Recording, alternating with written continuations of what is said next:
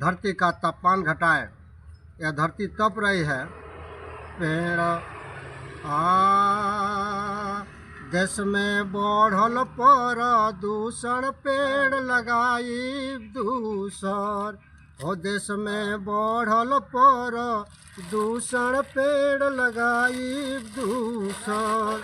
समय से हरदम बारिश होई झमाझम बारिश। समय से हरदम मानसून आई, होई झमाझम बारिश। सब फसल तब हरदम होई, रही जमीन ना ऊसर। देश में बढ़ल प्रदूषण, पेड़ लगाई दूसर। वो देश में बढ़ल प्रदूषण, पेड़ लगाई दूसर।